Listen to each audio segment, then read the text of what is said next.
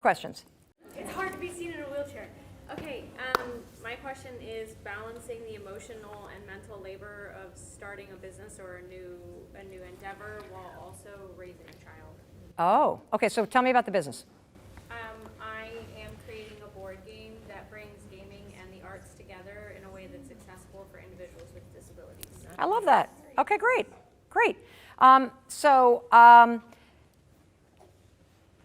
As a serial entrepreneur, what I'm going to tell you is that the best thing you could possibly do if you want to launch something is you want to not put all of your financial stakes in your business. All the research shows that it's the people that launch a business while working full-time or working in a different industry that are 30% more successful than the entrepreneurs who don't. And here's why.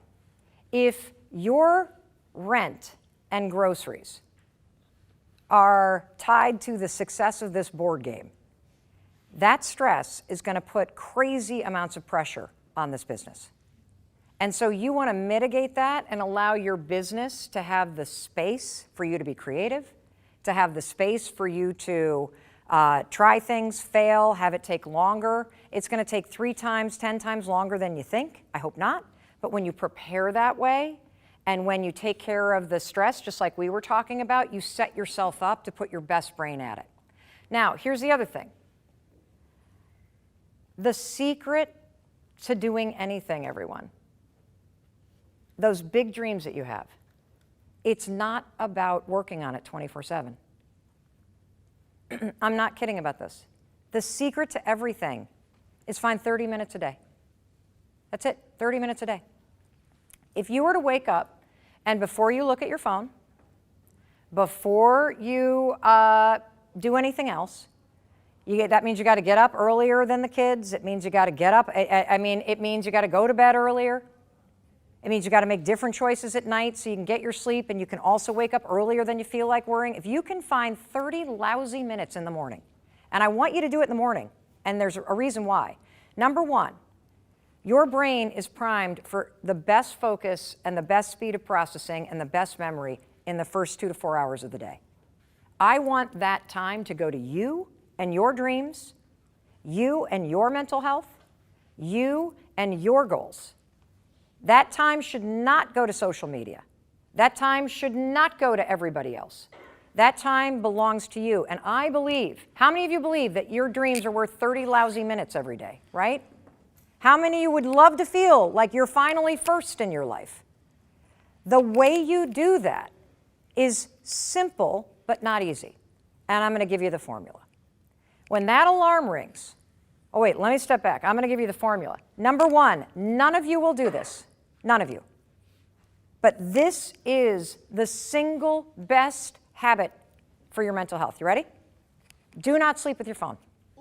Oh! That's hard. That's really hard. Yeah, because we're all addicted to it. Do not sleep with your phone. Here's what I do. I'm addicted to it. I am addicted to it. I do not have that sucker in my bedroom because I cannot be trusted. Bedroom? So, oh my God, I thought you meant like put it on the nightstand. Oh, hell no. Oh, no. No, you cannot have it within reach. Let me show you what. Give me your phone. She's like, But what if you really need Oh my God. you do not really need it. Hold on a second. I do. I listen to my water sounds. Well, put it on the other side of the room, then turn it off, go to bed.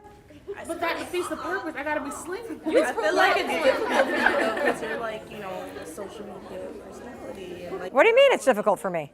it's not like, Here's the thing, everybody. Here's the thing. You are never going to feel like doing the stuff you need to do. Ever. Man, that makes. She connected the dots. Yes, I did. Yes, I did. You are never going to feel like doing what you need to do to have the life you want. There is no difference between you and all the people out there that have the things that you want, except for one thing. What's that? They have it and I don't. No, not necessarily. Not necessarily. They're doing the little things every day to make it happen. They are doing the things they don't feel like doing to make it happen. And I'm going to explain this because this is really hard to do. So if you've got your wave sounds, fine. but I want it at least 2 arms length away, okay? Let me tell you why. You ready? Are you ready? So if you sleep with your phone, right? You're like, oh, with my wave sounds, this is amazing. Yeah, I'm sure it is. I know you all sleep like this, right? You know? And then this is what happens. The alarm goes off, and then you go like this. Yep. For the next 30 minutes. Yep, that was this morning. Yep, your 30 minutes that are for your dreams, for your mental health, it's going right here. Now, like if you've got 5,000 people that you're friends with on Facebook, or I don't know how many accounts you follow on TikTok, you just let 5,000 people in your bedroom. If you're looking at emails from your boss, your boss just walked in your bedroom. If you are waking up stressed out, anxious, and overwhelmed, it's because of that moment right there. You just let the world jump to the front of the frickin' line of your brain. And now you're going to spend all day trying to get your focus back? I got a different way. Let's reverse this. If you are serious about wanting to feel more confident, more motivated, more empowered, you are going to claim the first 30 minutes of the day for yourself. So when that wave sound goes off, you got to turn that off and chuck the phone. It cannot be near you because you don't even realize how much you just pull it up like this. You don't realize that you are so like tied to texting friends back and checking Snapchat and looking at TikTok that you are losing the most important window of time for your mental health and for your productivity. This is why you feel last. It begins the moment you wake up. And see, I believe that we get so focused on the big stuff that you're missing the truth about life. Your life is all the little things. If you get the little things right, if you make small, and I'm talking 5-second decisions, everybody, small 5-second decisions that are a little bit more positive, a little bit more supportive, a little bit kinder, the kind of decisions that you would make for your best friend. If you make little 5-second decisions, your whole life starts to ripple in an entirely new direction. I found out the hard way that you hit bottom or you feel stuck in life or you get off the rails because you're making tiny little negative self-destructive decisions. Lying to yourself, saying it doesn't matter. It doesn't matter if I lay here in bed and look at social media for 30 minutes. Do you think Oprah Winfrey's doing that? I don't think so. Someone does it for her. Someone does it for her. Yeah. Yeah. But I'll tell you what's nice. What's nice is putting yourself first. What's nice is being more powerful than what's on that. You've got a life to build and to live instead of wasting time staring at everybody else's life on there. Half of it's fake anyway. Mm-hmm. Yeah. And so, rule number 1, please do not sleep with this. Get it away from you. I plug mine into the bathroom because then there's 2 things that happen. Number 1, the alarm goes off and I can't reach for it. And number 2, oh my God, the alarm's going off. And now I have to get out of bed. And there will always be things in your life that you hate doing. I personally hate getting out of bed. I hate it. I invented this 5-second thing to get out of bed. I have used it for 14 years, including this morning, to get out of bed. Just because you repeat doing something doesn't mean you're going to like it. I hate folding laundry. I hate unloading the dishwasher. I hate picking up dog poop. I still do it. And so understanding that you are not going to feel like it, but you need to push yourself anyway. Action is the answer. So I get out of bed. Now here's the next thing I do. I make my bed. Oh. Why do I make my bed? I make my bed for a couple reasons. Number 1, when the anxiety is really bad, I make my bed so I don't crawl back in it. Now, I'm not talking about like military style. I'm talking like throw the comforter, do a karate chop on the pillow, we're done, okay? Now, the other reason why is because when I walk back in the room, I see something done. And it is one more of those 5-second decisions that rolls things in a positive direction. Then I go into my bathroom. And here's the next thing I do. I brush my teeth. And this is something that I want you all to start doing. And you're going to think it's the dumbest thing you've ever heard. But I'm going to ask you to try it for 5 days. I've had 161,000 people from 91 countries do this for 5 days. And not a single person in that study reported that it didn't work. It has helped people with body dysmorphia, with suicidal ideation, with depression, with trauma, with self-worth issues. It's a new habit I want you to introduce to your morning routine. You're going to put your toothbrush down and you're going to look in the mirror. Now, for half of the people in this room, you can't even do that. 50% of men and women will not or do not look at themselves in the mirror because they do not like the person that they see. And if you can't even look yourself in the eyes in the mirror, that is a habit of self-rejection. That means you are starting your day by rejecting yourself.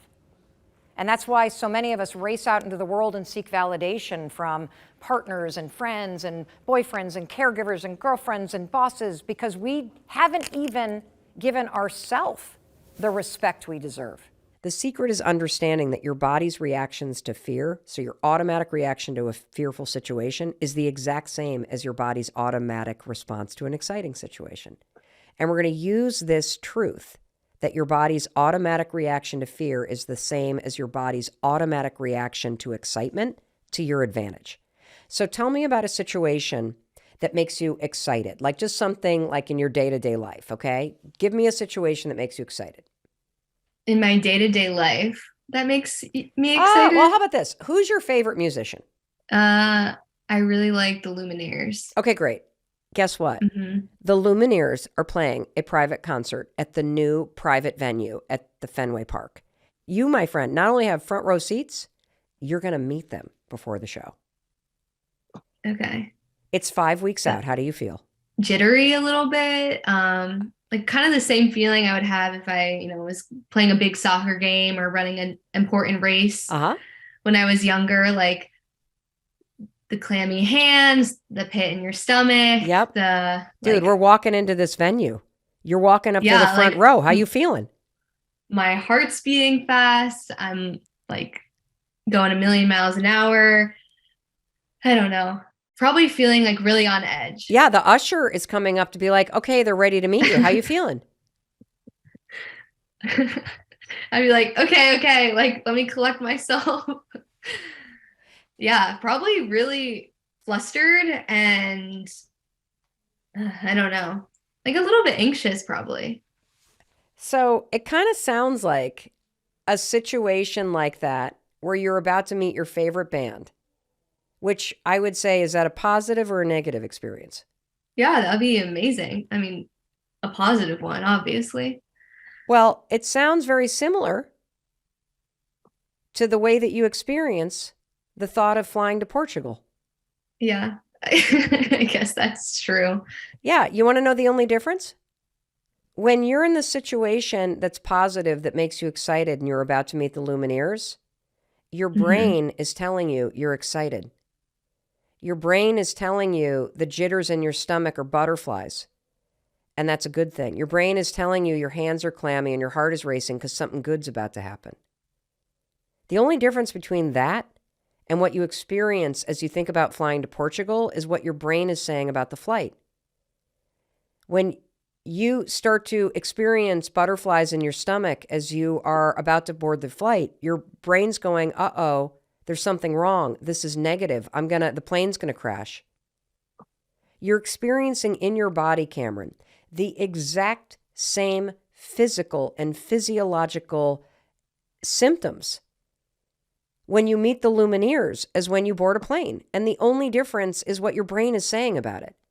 And so the reason why a confidence anchor works is we are going to shut your negative brain down and drop this confidence anchor right on it like a sledgehammer. And we're going to replace your narrative that something's wrong with, holy shit, I'm about to see my sister. This is so exciting. It's as exciting as meeting the Lumineers. And when your brain starts to say the butterflies are positive, you won't Yeah. escalate into a panic attack. You will have taken control. How cool is that? That's pretty cool. So, do you have any questions about the confidence anchor and how you're going to use it? It just honestly seems still a little bit too good to be true. Like, I don't know. I can just conquer all my fears just by flipping the way I'm thinking. There's a scientific reason why this works. So they researched this at Harvard Business School. And what they did is they put people in control groups and put them in situations that made them nervous. So they put one group into a control group where they had to run a track meet. Another one had to sing karaoke. Another one was in like a debating competition. And they taught one group of people to use this reframing tool where you think about something related to the track meet or the debating competition or karaoke that you're excited about. And so this group was taught to say, I'm excited. I'm excited to run this meet. I'm excited to get up there on the stage and conquer my fears. I'm excited to go and debate because I've prepared. The people who use this simple reframing tool outperformed the people who didn't. They felt less nervous, and there's a scientific reason why. Earlier, we talked about the fact that there are these automatic responses that our body has to situations that are exciting or stressful. And in our case, Cameron, we talked about the Lumineers and how that's exciting, meeting the Lumineers, and getting on a plane to Portugal, which used to make you nervous. Just talking about those two situations created an automatic response in your body, didn't it? Yep. That automatic response is nothing more than a series of chemicals firing and messages firing between your brain and your nervous system. The reason why you and I get butterflies is because when the brain sends a message down to your nervous system that, holy cow, we got to get on a plane, or holy cow, the Lumineers are about to walk in, your nervous system goes, oh, got it, and immediately starts changing up the chemicals in your body. Adrenaline fires. The blood races to your head and to your heart. That's why your heart starts pounding. That's why your thoughts start to race. Now you get butterflies because the signal in your brain going to your gut just changed the chemicals in your digestive tract. That's why we all get butterflies. That's it. And so in the situation with the Lumineers, you flipped your thoughts. I'm excited to meet them. And so that explains all the reasons why you have all of these changes going on in your body, why your heart is racing, why your butterflies are in your stomach. This automatic response doesn't scare you because you're thinking positive thoughts when it comes to the Lumineers. Now, when you get on the plane and your brain signals to your stomach that something's up and your heart starts to race because the blood goes to your heart and the butterflies start to flutter in your stomach because the chemical structure just changed in your digestive tract. If you have negative thoughts about the plane, a couple things happen. You start to get scared of the automatic response in your body. And more cortisol starts to flood your brain, which is the stress hormone. And once that happens, what they found at the Harvard Business School study is that the cortisol interferes with your brain's ability to do whatever you had prepared to do. This is why most of us, when we stand on a stage, go blank. It's because we have an automatic response. Our brain goes, oh shit. We get scared of our racing heart because we think it means that the plane's about to crash or about to screw something up. The cortisol floods our brain and we forget what we prepared. When the cortisol floods your brain, you forget about seeing your sister. You forget about all the exciting things. You forget about all the research that you did that shows that traveling by commercial airplane is the safest way to travel, period. That's why this matters. And it's more than just thinking positive thoughts. It's critical that you come up with the thing you're excited about before you get into the situation. Because once your thoughts start to race and you're like, oh my God, I'm going to screw up this test, or oh my God, I'm going to screw up this interview, or oh no, the plane, you've already lost control. You have to come up with this exciting anchor and this confidence anchor before you start to get nervous. Got it? Yeah. Any other questions? It just makes so much sense. I always have taken the approach of calm down, Cam, like, kind of making myself to be the bad guy. And not really reframing it in any way, just letting myself kind of soak in all the stress and anxiety. And just kind of reprimand myself, being like, what the heck, why are you not just calming down? Like, there's a 6-year-old that's, bouncing around and it's like, ooh, I love when the plane goes up and down. And it's like, why can't I be like that 6-year-old? But let me tell you why. I think this is excellent. Cameron, let me tell you why you can't bite by that 6-year-old, because I love this analogy. It would be weird if your resting state weren't fight or flight. And it's why you feel emotionally drained. It's why you find yourself crying and you can't understand why. It's why you feel so exhausted. It's why you, if one thing goes wrong in the day, that the teacher's got COVID and now your kid can't go in, it feels like I just got to throw in I can't handle this anymore. And your nervous system has done the equivalent of you sitting in your car in park and flooring the gas. Right. It's just been revved for 18 months. And so one of the tools in this book is, I call it high-fiving your heart. And you take your hands and you put it on your heart. And I got big mitts, so I don't even do this. Yeah. Put your hands like, doesn't matter where you grab your boob, you can do whatever, but just press right here on your chest. And this works with your kids too. Now we're going to take a deep breath. And then you're going to say these 3 sentences. I'm okay. I'm okay. Safe. I'm okay. Yep. I'm safe. I'm loved. I'm loved. Now say those 3 sentences again, you two. I'm okay. I'm safe. I am loved. What do you feel?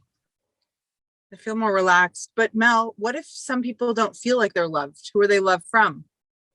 Themselves. So here's the thing. If you can say those things and you can hear it, I'm okay, I'm safe, I'm loved. If you can think it and you can hear it in your mind, in this moment, it's true. We had a woman write to us from a domestic violence shelter. And she said, I've had tremendous childhood trauma. I've been in a severely abusive relationship. I have just escaped. I'm starting over. I have nothing. I have a long road ahead. But this simple tool of the high five habit of high-fiving my reflection in the mirror every morning and high-fiving my heart every day as a way to start my day grounded back in my body and settling my nervous system is telling me something important. I still have myself. I can have my own back. Right. And the reason why this high five to your heart works is because of science. See, when you press right here, you're pressing against what's called the vagus nerve. The vagus nerve is a treasure in your body, and it runs from your seat all the way through every major organ and your vocal cords into the top of your head. And when you press on it like this and you say those words, what happens is the vagus nerve is basically like an on-off switch, and it's the on-off switch between your 2 nervous systems. Your one nervous system is your fight or flight nervous system. We call that the sympathetic nervous system.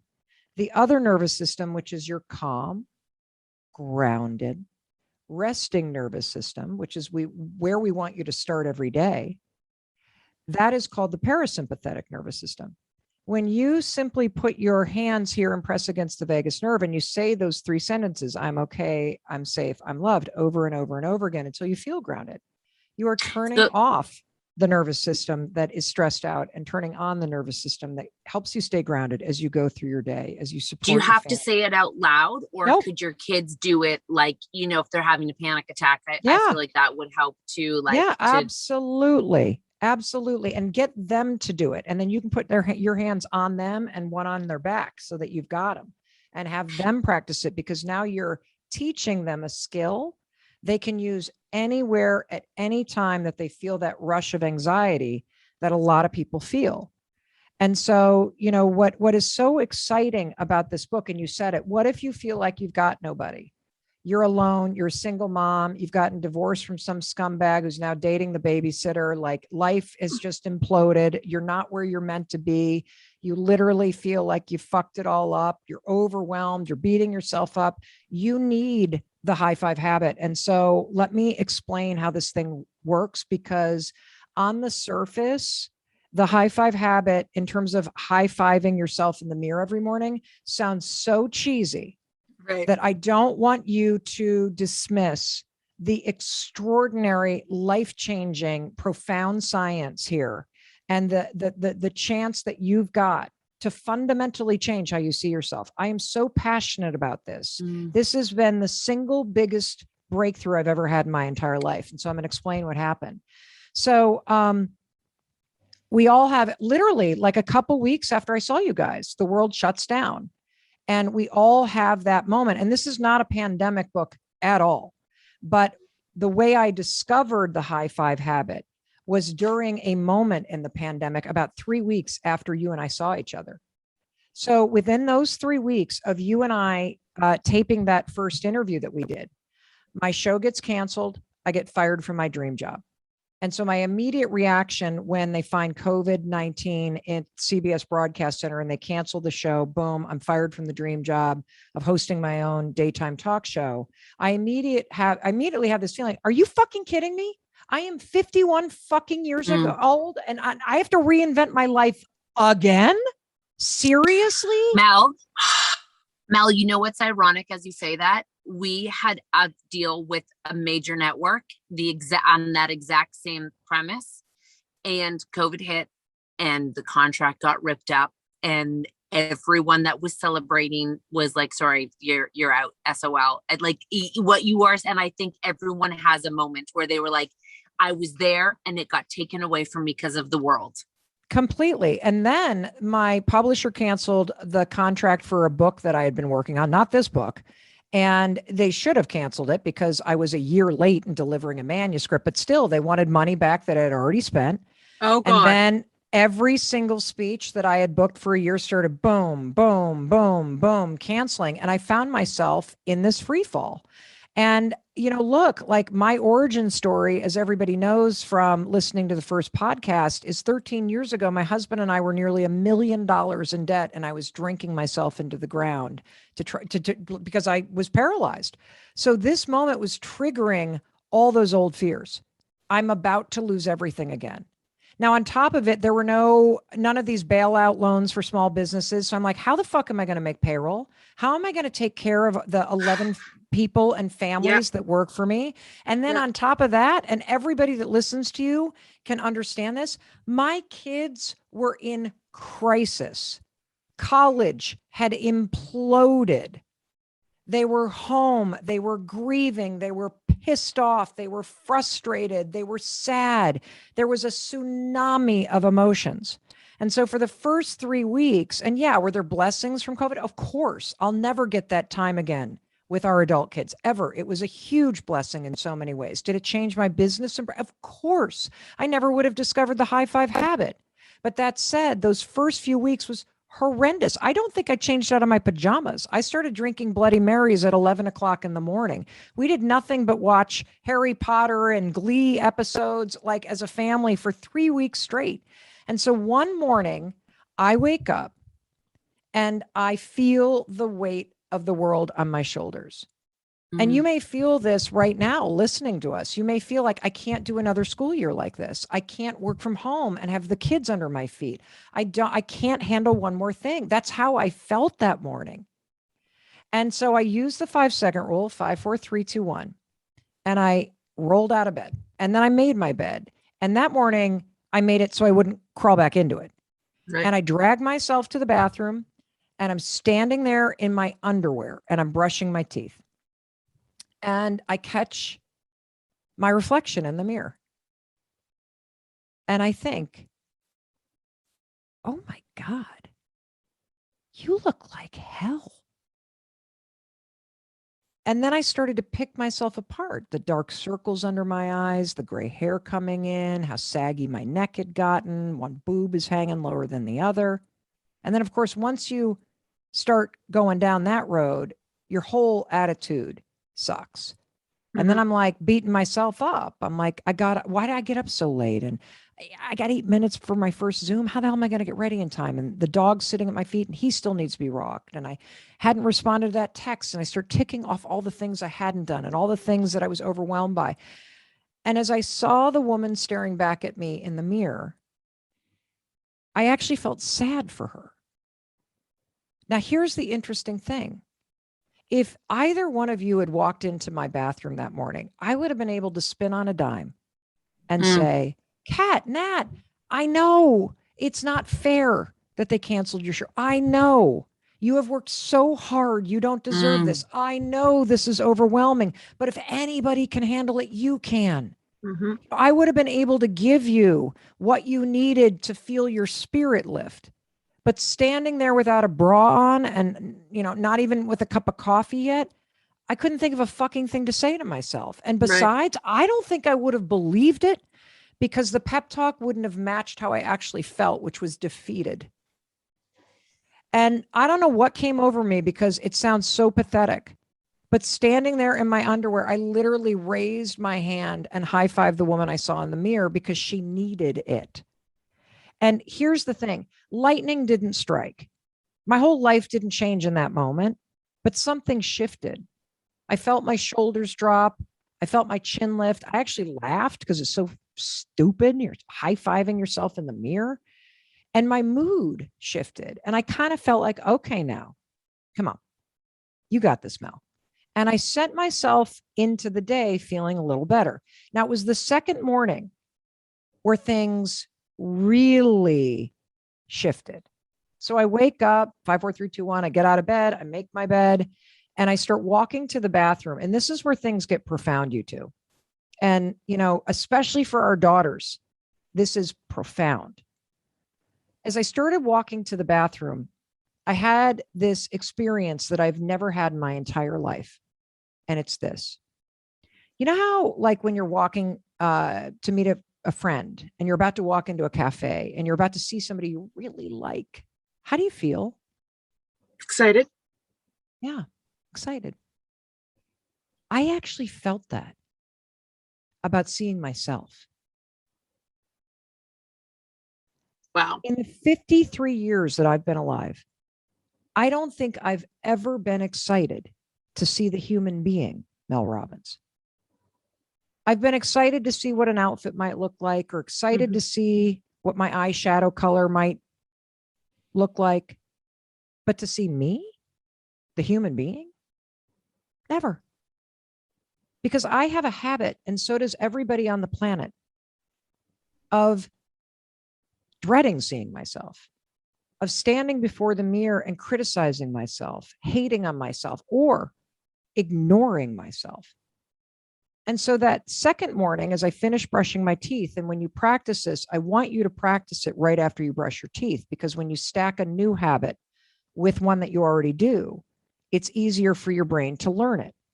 And so when you put your toothbrush down, I want you to take a moment and just be with yourself, because you never do this.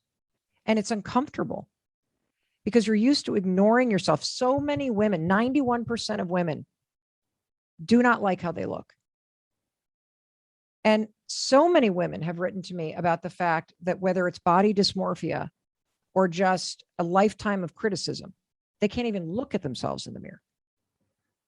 And so be with yourself for a second. And then I want you to do something. I want you to look at the human being, not the body, the human being that's staring there, that has been dying for you to wake up and realize she's there. And she needs your support, and she needs your love, and she needs you to validate her existence. And I want you to ask yourself, how do I need to show up today for the woman I see in the mirror? How can I support her? Because especially as mothers, all we're thinking about is what we need to do for everybody else. And then we feel last on our list because we're waiting for somebody to magically show up and take care of us, and nobody's coming. And so you need to learn how to take care of yourself. Like we all know we got to put our oxygen mask on. What the fuck does that mean? I'll tell you what it means. It means being able to stand in the mirror every single morning and to see yourself and be with yourself and be able to celebrate and support yourself no matter where you are in your life and no matter how you feel. And so as you think about how can I show up for this woman today, then you're going to raise your hand and you're going to high five yourself. And I want to unpack this because there's a couple things that you will feel for sure when you try this. So one of two things happens for absolutely every human being that tries this. So either you will feel this huge release and you'll start crying because you'll realize you've actually never done this for yourself. And you've been waiting to reconnect with the human being inside of you. Or you're going to feel tremendous resistance to doing it. And so the resistance is so fucking sad. And you need to unpack it for yourself because this is the bullshit that is starting to happen to our kids at the ages that your kids are. This resistance, this rejection of self, this I'm not good enough. I don't belong. I don't fit in. If only I were taller, shorter, skinnier, fatter, my hair were less kinky, my skin were lighter, darker. All of the sorting hat things that we do to ourselves when we start school to see where we fit in and where we don't fit in. And it's all a mechanism to try to protect you from not being rejected from other people. But instead, you end up having a dialogue that's all about rejecting yourself.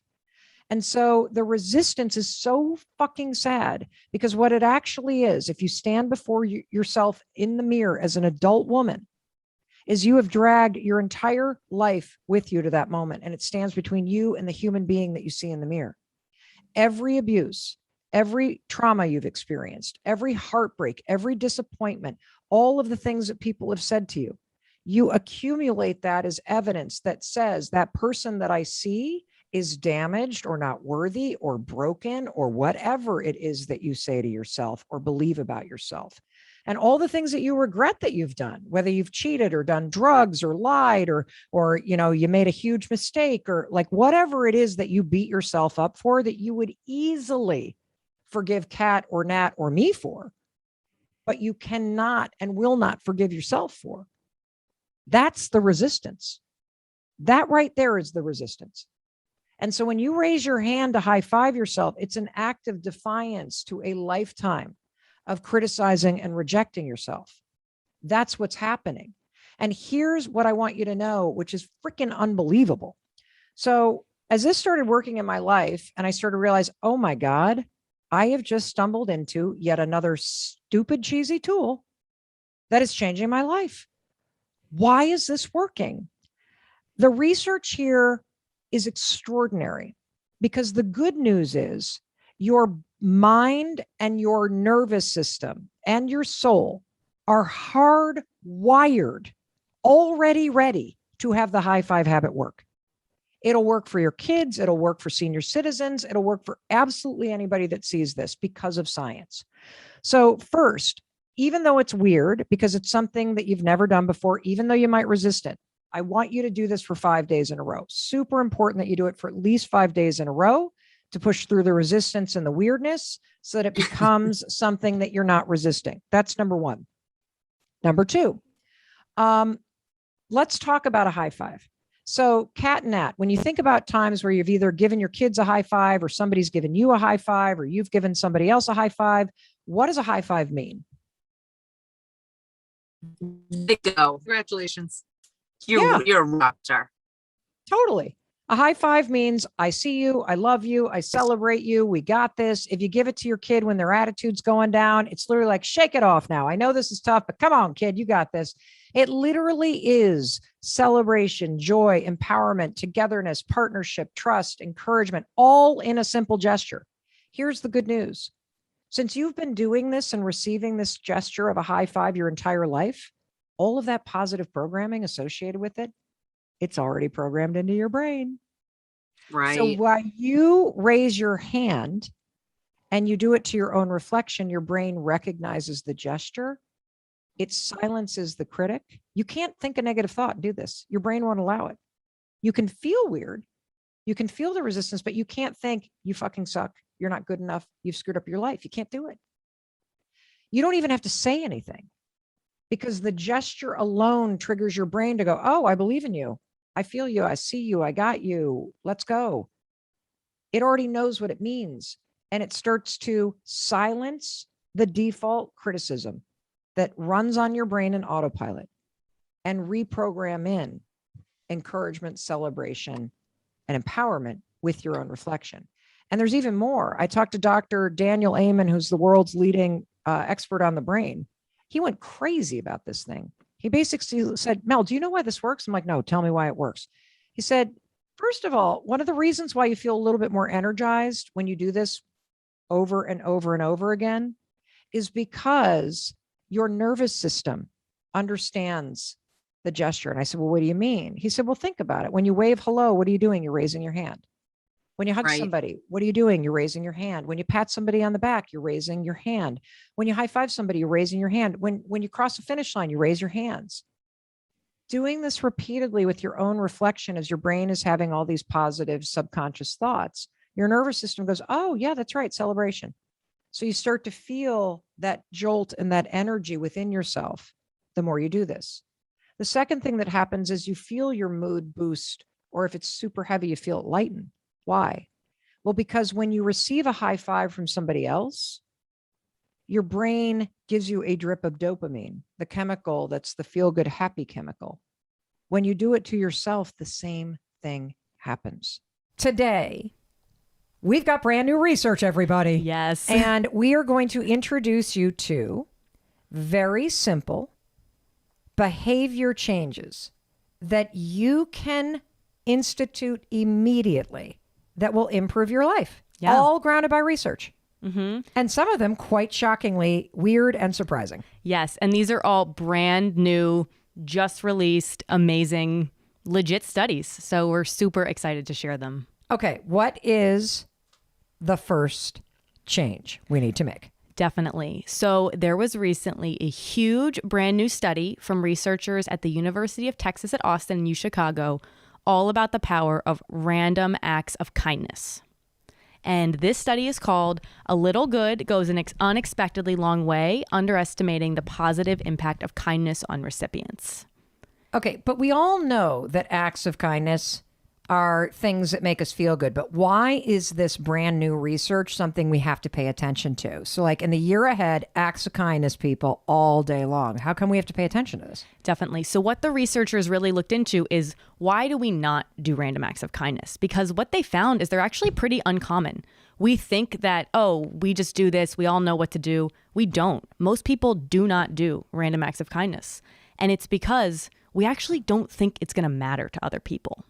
Oh. Yeah. And what the researchers found is it does. No matter how tiny, a random act of kindness makes a massive difference for someone else, and you are happier as a result of doing it. So that's interesting. Mm-hmm. So we know that we should be doing this. But what you're saying is that we don't do this. And this is where the insight comes in. Yes. Is that we assume it's not going to matter. Exactly. And a random act of kindness, it's like the littlest thing. Yeah. Smiling at somebody, Mm-hmm. putting your arm around somebody, waving Yeah. somebody into traffic. Yeah. Even tipping Yes. somebody that's Huge making your one. coffee and looking at them and saying thank you. Mm-hmm. These are all small things that make a difference. And we think it doesn't make a difference. And so I think that's where the learning is, at least for me. Yeah, definitely. Is that you're not doing it not because you don't think it's an important thing to do. You're not doing it because you don't think it matters. Yes, exactly. And the New York Times picked up this brand new study, ran a huge article on it, and there were thousands of comments of people sharing their stories of random acts of kindness. And it's a reminder that these do matter to people. And here's the interesting twist about this story, and it's why Tracy was so excited to talk about this particular piece of research. The stories were not from people who were like, oh, I started to pay a forward chain. No. Which, by the way, You know how everybody starts doing the pay it forward chains, typically around the holidays, where you're going to buy the coffee for the person behind you? I saw this interesting post by somebody who used to be a barista who says that is a complete nightmare for operations because it gets confusing whose drink is whose and what got paid for, and people don't know how to grab the drink. And that if you want to do something nice in a super busy coffee shop, look at the person making the coffee. Tell them thank you and how much you appreciate them, and give that minimum wage person a tip that is the cost of a cup of coffee that you would have bought for the stranger behind you, which I thought was really interesting. But this piece of research, which really impacted me, is all of the comments were not about people bragging about their acts of kindness.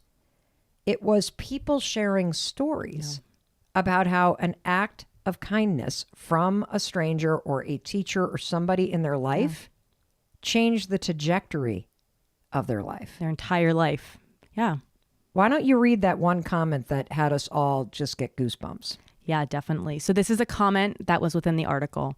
The comment said, "As a child, I lived in absolute poverty with an abusive parent.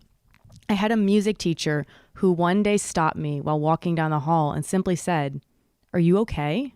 I broke down. He took me to his office, fed me his lunch, and allowed me the space to pull myself together. He told me, 'You're in a bad spot, but it doesn't have to be your life.' That small gesture gave me the hope to believe in myself and allowed me to start considering a future where the cycle of abuse and poverty don't exist. 30 years later, he was right, and the cycles have been broken. That small moment changed my life, it changed my partner's life, and it changed my children's lives." I want you to take a minute, and I want you to think about a moment, an act of kindness that somebody else did for you that was meaningful. And when you think about it from being on the recipient's end, from you being the one, even if it's just as simple as like you were running super late for something and traffic was monstrous and a stranger waved you in with a smile, how that makes your energy shift. That's what I want you to think about when it comes to this brand new research. Please, act of kindness, all of us, start incorporating it into our day-to-day lives. All right, what's next? Okay, great. So this second piece of research is very exciting as we think about the new year is coming. A lot of us want new fitness routines, but it always seems to be easier to talk about creating that new routine than actually implementing it. Especially when you're busy, like you and I both are. This is a brand new study that is called Less Gym Time, Same Results. I'm down. Less gym time, same results. Let's go, people. Brand what do we do? new big study from researchers at Edith Cowan University in Australia, along with whole research teams in Japan and Brazil. Listen to this. All you need to do to build your strength is do what's called the eccentric muscle contraction, aka the second half of any exercise. Okay, I don't know what you're talking about. Imagine that you were standing up to sit down in your chair or to squat. Okay. It's simply the motion of the sitting down part, not the standing up. Okay, so let me see if I'm getting this straight. So are you basically saying that so many of us are losing the benefit of certain things we do all day long? Like for me, plopping into a chair. Yes. I let gravity do the work. I do not consider sitting in a chair exercise. Are you telling me that this study says that I can consciously sit in a chair differently and I will be exercising? Yes. It says that one muscle contraction in this downward movement for just 3 seconds a day can increase muscle strength if you do it each day. What? Well, okay, so you're not even necessarily talking about how, like, if you're doing bicep curls, you know how people are like, you got to slow down and not just flump the weight down? And that is true. And that in the research, they did use bicep curls to say people who just did the downward and then put their weights down. And then maybe they just got them back up, but it wasn't part of the motion. Yep. Yes. In exercise, they're saying you can cut your routine in half by just doing the second half of each exercise, but you can apply this in your life. Wow. For passive exercise. Okay, I'm down with passive exercise. I remember when my mom found this revolutionary way of exercising where you literally lay on a table and they strap your feet into things and they lift your legs for you. I'm like, I'm pretty sure that's not exercise, but if it works for you and it gets you there, great. But so I'm going to unpack this because there's two benefits to this. Passive exercise, everybody. What was the fancy word? Eccentric. Eccentric. So it's true, when I do strength training, I focus on lifting up the weight. I don't get intentional about resisting it dropping down. And the lifting up doesn't seem to matter that much, according to the research. Whoa. Yeah. Whoa. Now let's do the chair thing. So I want to try this. So I'm standing up. Okay. And normally when I go to sit down, I just like plop down. Yeah. You just went right into the chair right now. Gravity did the work. Yeah. And the chair took the beating. Yes. Okay. So now I'm going to stand up and I'm going to... You are slowly going down. Okay, now my shins are engaged. Great. And now you're holding down for 1, so I don't 2, leak. 3. But also, this is like an ab exercise. My butt is like an inch above the chair, and this is like a squat. The research is saying if you can once per day for 3 seconds slowly chair sit, you have just exercised. Building your muscles. I'm doing this. Could be easier than a whole weight training New Year's resolution. My life has just been changed by passive exercise research. Ladies and gentlemen, Tracy, genius. Thank you. So we've got acts of kindness, remembering how profound they are for somebody. Yes. Even just a smile. Oh, one act of kindness that I do all the time, whenever I see somebody that has their nails done, particularly like the tips and the cool stuff and the designs, I always compliment them. And the reason why is I know that they took the time to do it. And try this. Compliment somebody's nails. You will see somebody light up like a Christmas tree when you compliment their nails. They feel seen. They feel acknowledged. It's a simple way to do it.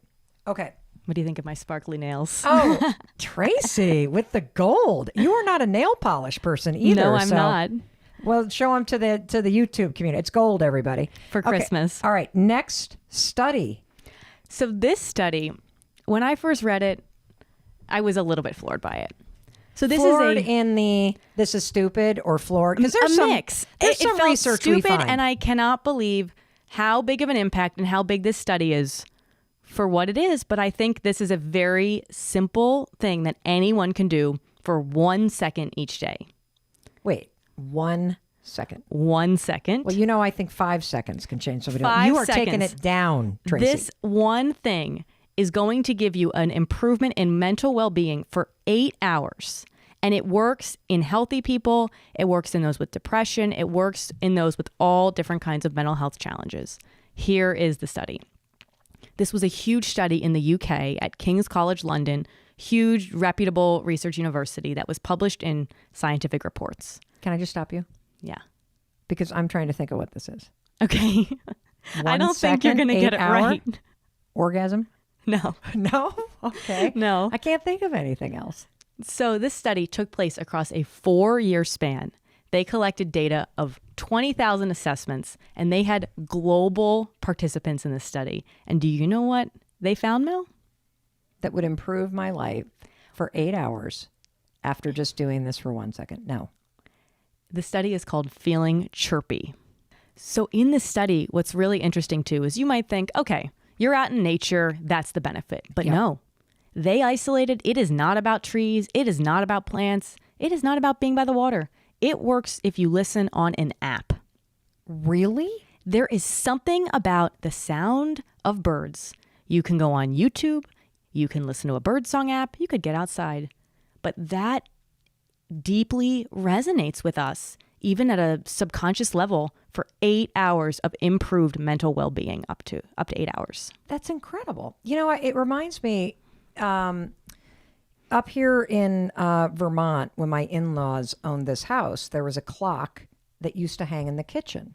And every single hour was the photo of a different bird. And when the clock would hit the hour, the chirping of the bird would happen. And it didn't matter how many people were in the kitchen. Everybody would stop and turn toward the clock.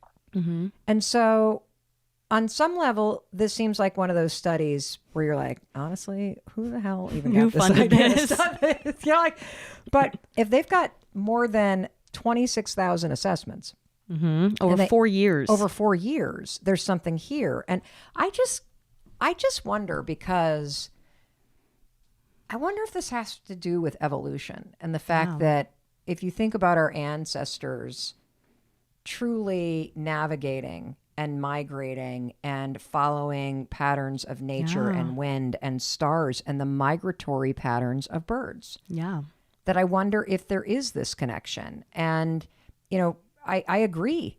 I love the sound of birds, except for a crow. I don't like a crow. But if I hear a songbird chirping, Yeah.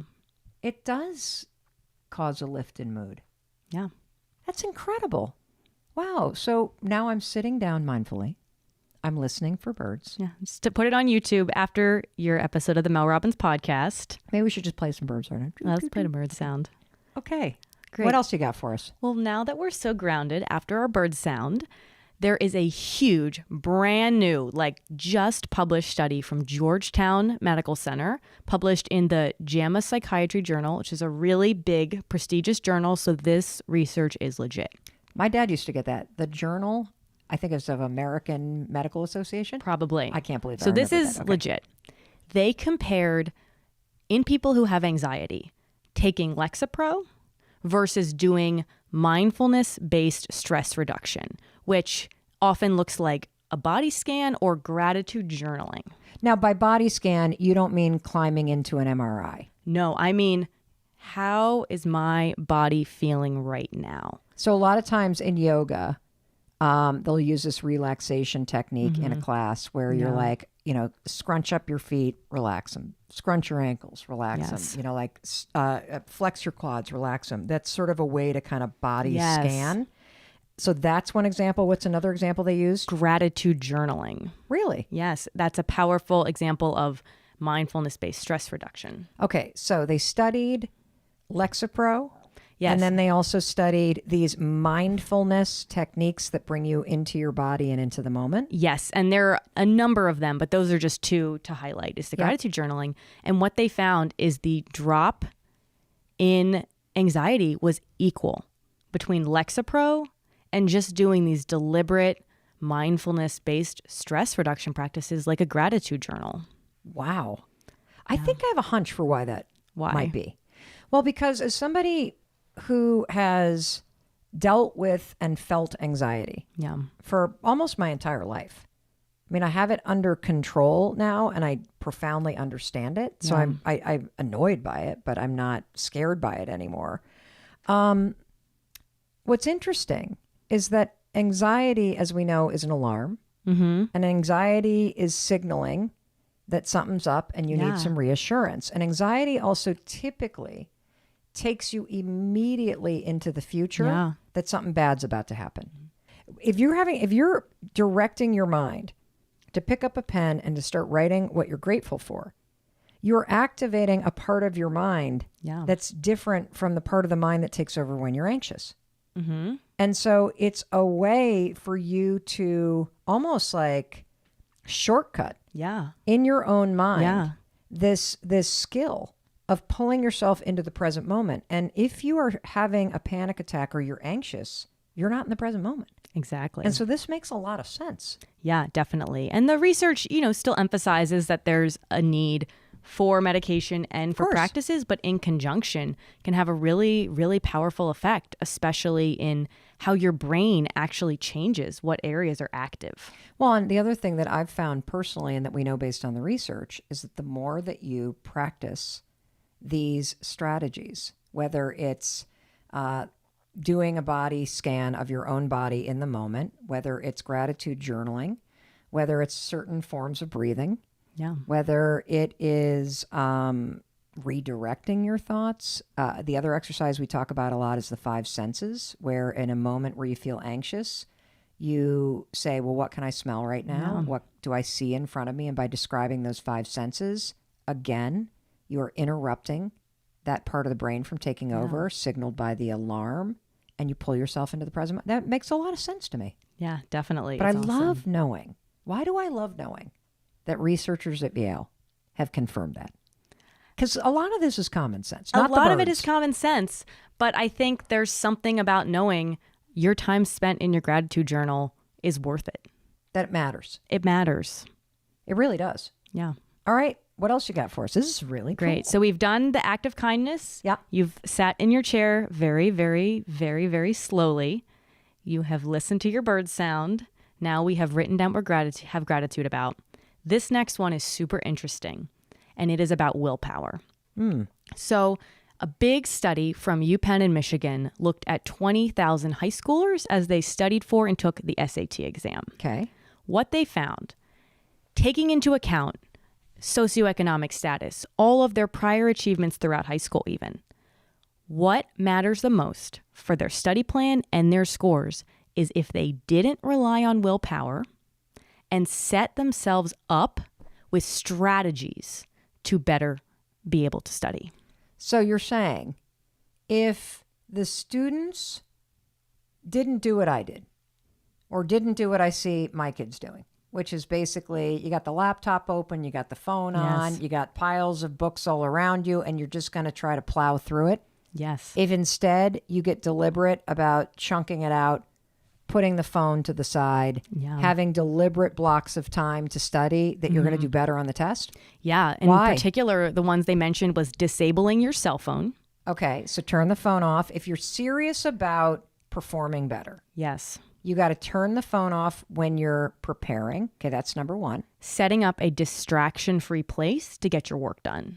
Setting up a distraction-free place. I'm starting to smile, Trace, because yesterday Tracy and I were going over the final draft to our newsletter that goes out twice a week. It's amazing. Just go to melrobbins.com to sign up for it. And Tracy was trying to get me to focus. Mel was doing some online shopping while writing the newsletter to you guys. 2 tabs open. And so Tracy was so awesome. She, without skipping a beat, you didn't even look at me. You just reached your hand over and shut the laptop and then shoved it away from me. You did what the study's telling. And do you know how quickly we wrapped up the final of it? Yeah, we focused right in and an awesome newsletter went out. Totally.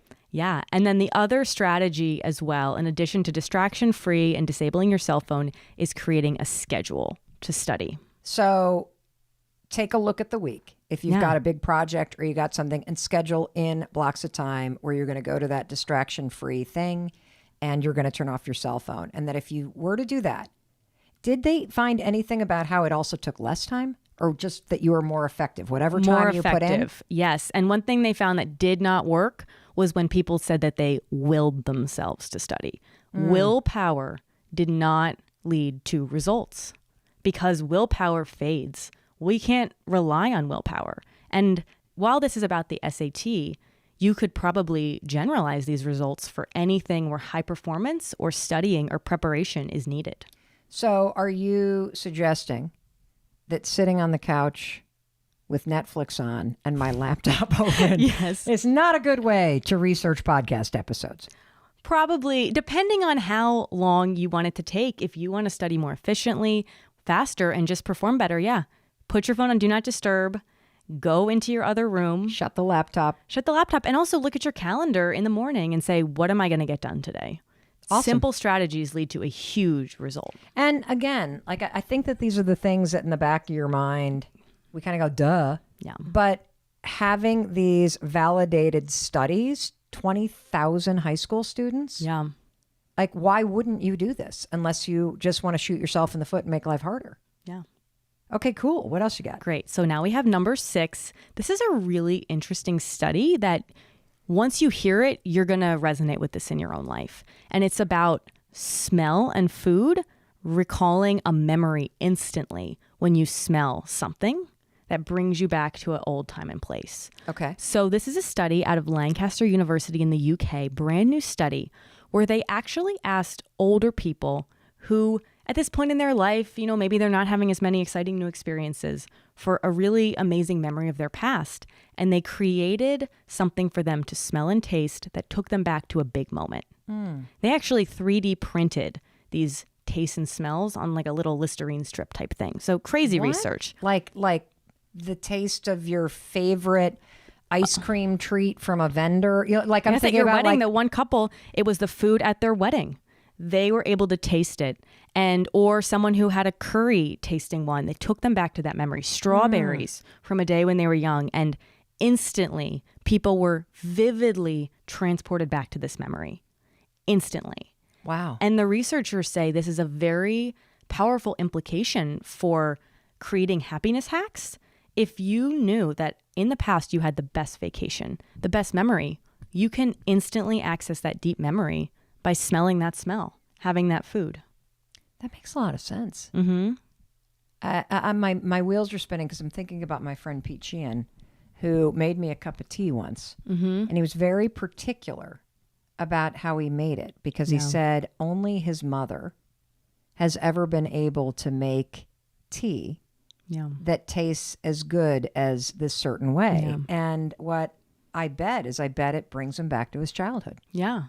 Now, what's interesting about this, because this research that you're talking about in terms of how taste and smell cues memory, this is specifically applied to very positive memories. Very positive, yes. And it's really kind of cool when you stop and think about the fact that you can, as you said, hack happiness by bringing very positive memories.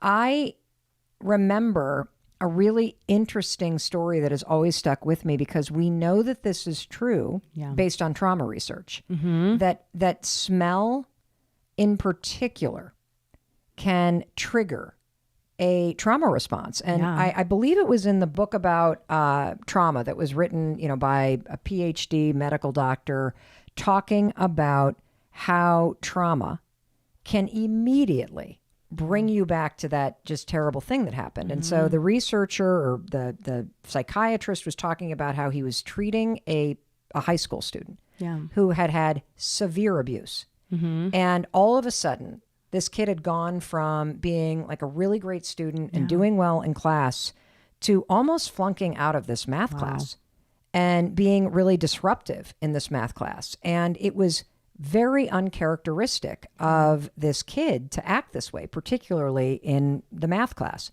And so the therapist leaned in to try to figure out what the heck was going on. And what he discovered was this, that the math teacher had recently switched his cologne. And he was wearing cologne that was the same cologne that this kid's abuser had worn. Wow. And so just the math teacher coming up behind him, and the smell of that would trigger all of the trauma, which of course made him agitated and untrusting and not able to pay attention. The therapist got the math teacher to stop wearing the cologne. Issue gone. Wow. And so we know based on research that this is true around trauma and negative experiences. I think it's really, really encouraging to hear that smell conjures up positive experiences. In fact, I'm thinking about the fact that my grandmother used to wear a particular perfume. My father used to wear a particular cologne. And whenever I smell it or smell traces of it, I immediately remember them. Yeah. Oh, this is so cool. Didn't you have a friend that did this with her wedding? Yeah, definitely. Intentionally? What happened? Yeah. So I'm going to be getting married this year, and I was talking to someone who just recently had their wedding, and I asked if she had any advice for me. And she said something that I have never heard before. She said, figure out what your smell is going to be at the altar of your wedding ceremony, because that is a smell that for the rest of your life can transport you back to that moment. She said she picked out a very specific flower, one of her favorites with her favorite smell, and did a massive arrangement right where she was going to be standing at the altar during her wedding ceremony. And she even sprayed something, a smell there, so that she said for the rest of her life, she can instantly transport into that memory. And she said to me, I highly recommend more than anything else that you do that And even not just for weddings, for any big moment of your life where you know that you're going to want to look back at this forever, create a signature scent. Know what your smell is going to be, and you will go back to that forever. Speaking of smell, my cat Noodle just walked in. Noodle has been giving his signature scent to all of your rugs lately. Yes, he's been really naughty. We've got this new puppy, as you may know, and so he has got a signature scent that he sprays around. All right. I that's interesting because you think about marking rituals with a certain cake or a certain this or a champagne, but getting intentional around the type of flower or the perfume that you wear or those sorts of things, that's super cool. Yeah, definitely. And you can apply that right now about things going forward or about any positive memory that you want to remember. Okay, cool. What else? Okay, great. So we're getting near the end of these new studies. This one I thought was so much fun. It's a study from Indiana University, the University of Connecticut, and Duke. And here's what it's about. It's about those mundane secrets that we hide from the closest people in our life. And that means, here's what the researchers define mundane secrets as: hiding small online purchases, foods that you don't want your partner or friends to know that you eat, or things like watching a TV show ahead of your partner when you guys are doing it together and they don't know that you're sneaking ahead. And then you sit there and pretend that you haven't when you watch the episode. The researchers... I can't do that. I can sneak ahead, but when the episode comes on, I can no longer sit there and pretend that I haven't seen it. That's the part where the gig is up for me. So the researchers found that 90% of people have recently kept one of these everyday consumer behaviors a secret from a very close person in their life, a friend or their partner. And they report, you know what, my partner probably wouldn't care if they knew I watched ahead or I snuck a piece of cake, but they keep it a secret. 90% of us have these tiny little guilty secrets. Now, is this something we should do? Because everything that you've recommended so far is additive. Yeah. So, yes, I am guilty of watching a show ahead and not telling Chris, but I always confess when we're sitting there. But they also did... Go ahead. Well, what's interesting is they actually found this is not a bad thing. It is okay to have your little guilty pleasures. You can hide little things from your partner. This is not about being dishonest. Listen to this. Tiny feelings of guilt, which don't hurt anybody, actually drives you to want to be better to your partner. Well, that makes sense because guilt has two forms. Destructive, which is the guilt that you use against yourself, where you just beat yourself up and make yourself feel bad. And then the guilt that is really productive because it motivates you to want to do better. And so are you saying that if, let's say, I'm trying to think of an example. I can give you an example that the study researchers found very common. Okay. What they found common is usually both partners do the same secret behavior and they hide it from the other. And a very common one is around diet. Okay. Like both partners are vegetarians when they're together and they secretly eat meat, not together. What? They said this little secret might propel both partners to try to show up in a bigger way because they feel bad about this when they're both doing it most of the time. Watching a show ahead, Chris might be doing the same thing. It's very common that both people do this and kind of propels you guys to show up and invest more. And maybe it's not the worst thing in the world. Wow. Okay, so what's the takeaway? Don't feel guilty? The first takeaway is if you, like 90% of people, have made an impulsive online purchase that your partner doesn't know about, or you snuck a piece of cake, or you're watching ahead on the TV show, first off, don't beat yourself up about it because the research shows they are probably doing it too. Like your partner's probably doing this. That is killer. Yeah. Like, so don't feel bad about that Amazon box showing up and you quickly sneaking it into the back of your closet so that nobody knows that you, yet again, ordered another pair of pants. Yes. And this is not about betrayal. This is not about shopping addiction. This is about, they're calling it mundane things, things that do not affect your partner. It does not affect your partner that you went and had the extra piece of cake or that you went and ordered another t-shirt for yourself. Or ate the gluten amazing bread at the dinner with your friends, but came home and ate the cardboard bread that was there. Yeah. And I think also, as we go into the new year, a lot of people might do challenges with others. I know you've talked about taking on a big fitness challenge with Chris. Mm-hmm. And there might be times when you slip up and don't want to say, and that is okay, is what the researchers are saying. As long as it doesn't hurt anyone, it could be okay. It sounds like it's more than okay. It sounds like it amplifies you wanting to show up. This is so cool. Yeah. So far we've covered 7 things. How important it is to add random acts of kindness, even just smiling at people, complimenting their nails, telling people that you appreciate them. Here's another one. Yeah. If I ever see somebody cleaning a public bathroom, I always stop and look in the eye and say, thank you so much for taking care of us. That's great. And most people are floored. Yeah. I love passive exercise. Sit down slowly in that chair once per day. Everybody, we can per day. Literally, I'm doing it now. It's a squat. That's what it is. You are going to get an inch above the chair and hold it for 3 seconds. Yes. That's a legit squat is what I'm doing because my quads are fully engaged. Okay. Sit on down. Just sat down because now you can hear my voice shift because I'm not efforting anymore. That is backed by researchers from Australia, Japan, and Brazil. Just sit down slowly in your chair once a day.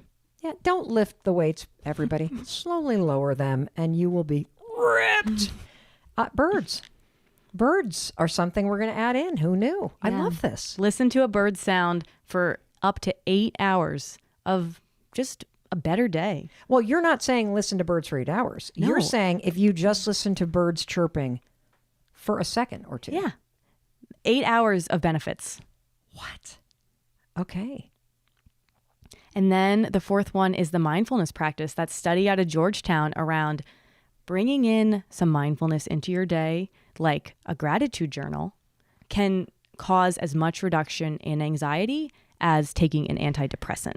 And we just did this episode right before this one? Yeah, last week. Oh, on Monday. Last Monday. Oh, a week ago. Yeah. We did this episode about doing nothing. Mm-hmm. And in it, I recommended that we set an alarm in our smartphones for 2:13 with a little note that says, stop, take a breath, do nothing. I even had a little song that I play when it happens. And that's an act of mindfulness. And one other thing that comes to mind, I know in Tim Ferriss's big book, Tools of Titans, he crunched the data on 250 interviews that he had done with like billionaires and world changers. And every single one of them had one habit that they all shared, right? Yeah. And it was a mindfulness practice. Yeah.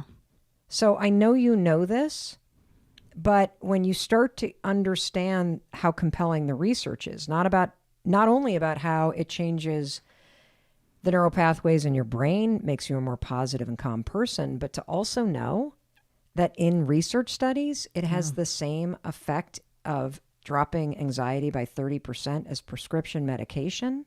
That's worth paying attention to. Yeah, definitely. Definitely. And then our study number 5 was do not rely on willpower for success, for accomplishment, and for getting important work done. Go on Do Not Disturb. Help someone have you stay accountable.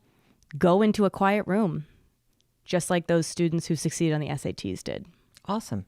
Schedule in success. Don't just muscle through it. Yeah. What else we got? Oh, smell. I like this one. Yeah. Think about putting more positive smell associations into your life, whether it's bringing positive memories to mind or it is creating positive experiences by getting intentional about the smell. I love this. Yeah, definitely. And then we had our one sneaky TV show watching, sneaky meat eating. So just giggle about it. Stop making yourself feel bad. Stop making yourself bad because everyone else is doing it too. And there's one final change. Yeah. So this piece of research is something that researchers actually show is the easiest habit to make the largest impact in your life. And what is it? You can tell them what it is. It's being kind to yourself.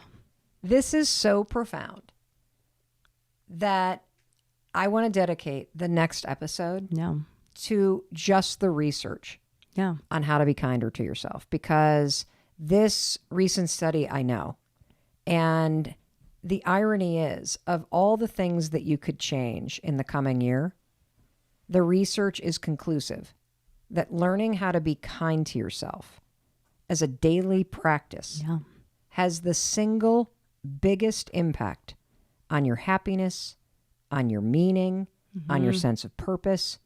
And the sad thing is, it is the one we practice the least. Yeah. And this is so important that the very next episode that we drop in the Mel Robbins podcast is going to go deep on the topic of being kinder to yourself, how to make it a habit, why it matters. And we are also going to do a bonus episode with it where we're going to take people's questions about it. Because yes, let's squat down on the chair. Let's listen to the birds. Let's structure our study time. Let's get the smells going, people. Let's be mindful. Let's, what were the other one? What was the first one we did? See, I've already forgotten. The first one we did is around the random act of kindness. Amped up the kindness. Let's go. And kindness towards self is the biggest thing you should do, which is why we're going to talk about it in the next episode. Right into the deep end. What are 3 things that very successful people run every day that helps them be successful? They get their ass out of bed. You and I both struggled with that. Oh my God. I still struggle with it. So do I. I don't think people believe me. It is a thing every day of my life. Every day of my life. It's such a trip. Well, I understand why, for me anyway. I don't know the reason why it's hard for you, but there are levels of reasons why it is so hard to get out of bed for me and why you have to get your ass out of bed. And I'll explain why it's important in a second, but first I want to explain why it's actually difficult for me. So number one, from a physiological standpoint, it was very helpful for me to learn that your cortisol levels are their highest when you first wake up in the morning. And so cortisol being the stress hormone, it's also something that can then flood your body with a sense of like worry or heaviness or overwhelm. And so knowing that that was just a fact in terms of what's happening in your body was helpful. Second, for me personally, part of my childhood trauma was having a incident where, somebody did something to me in the middle of the night. And that encoded an experience in my body that is triggered by waking up. Because at the age of, I guess I must have been like 9, I had an experience where I woke up one morning and an older kid had climbed into my bed and done something. And the second I woke up, Tom, I was in full alarm state. Fight or flight kicked in. I disassociated and I knew something bad had happened. And then I had a second response, which is, I did something wrong. Right. And so, you talk a lot on the show about habits and how habits have 3 parts: the trigger, the pattern, the reward. Waking up in the morning is a trigger, Tom, for my body to remember this experience of feeling something's wrong. So that's the second reason. And the third reason is because I have fucking amazing sheets and my bed is super comfortable. And my husband used to be next to me, but he now gets up at like 5:45. He just rolls right out of bed. And I love to just stay in that bed, Tom, under those sheets. It's so cozy. It's so snuggly. It's absolutely amazing. And so that's why it's hard for me. I don't freaking feel like getting up. And then on top of it, and you and I both know this, that an object that is resting will stay resting unless there is a force that acts upon it to get it to move. And so it is always hard for me, and how I've resolved this is by basically realizing that there are a few things that I will never feel like doing. I will never feel like unloading the dishwasher. I will never feel like folding clean clothes. I will never feel like cleaning that damn cat box or picking up the dog poop in the yard. Yeah. And I don't ever feel like getting out of bed. And I still have to do it. It's interesting. So I think for me, my cortisol levels are too low. Oh. So whatever it is that gets people out of bed from a physiological level, I don't have that. So I've always felt, to me, it feels like the neurochemistry of sleep is slow to be flushed out of my system. Maybe it's just that the cortisol doesn't pump enough. And so getting out of bed just seems like this Herculean task, because even if there's something I'm excited to do, I find myself still wanting to lay in bed. And then the whole warm and cozy thing, yeah, that goes a long way. Like even now, I will, if I'm sleeping alone, like Lisa's traveling right now, so I'm sleeping alone. So I always wake up before Lisa. So I can't turn the AC off. I need it to be cold when I sleep. Now, how cold do you keep your bedroom? 68 degrees. So I keep mine between 66 and 68, and that's also part of the problem. The bed is warm. Yep. And it's like climbing into an ice pack to throw those sheets Correct. off. Yes. So I give myself 10 minutes to get out of bed. 10 minutes? So yeah. That for me, going from 4 or 5 hours to 10 minutes was like, oh my God. Well, that is a huge thing. Yeah, for so me, what do you like do 10 in minutes those 10 perfect. minutes? I try not to fall back asleep is the honest answer. So I when I wake up, even though I've woken up naturally because I don't use an alarm. You don't use an alarm. I'm like, like I wake up rough. Like Lisa, in the beginning of our relationship, it was really almost contentious because I was so grumpy in the mornings. And I'm like, you don't understand. Like whatever the chemistry is of sleep, I have a hard time shucking it off. And I remember I heard a joke one time, I'm gonna totally bastardize this, but the guy was like, to all you morning people, what the fuck are you talking about? He's like, I don't even want to talk. Like, what are you people going on about? You're so happy, you're so smiling. And I was like, yes, that's exactly how I feel. So everything just feels when I wake up. So anyway, I give myself 10 minutes to get out of bed. And so when you're in bed, Yep. Are you thinking about something? Are you looking at the ceiling? Are you No, like, I'm what are under you the doing? covers. So this would, I think, surprise everybody. I sleep completely bundled up under the covers. Like with the pillow over your head?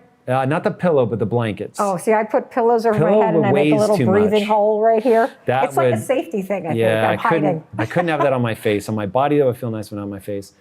So I'm under the covers, and now this isn't true historically, but for the last probably 2 years, I sleep with a book playing in With my a who? headphones. A book playing. While you're sleeping? While I sleep the Why? entire night.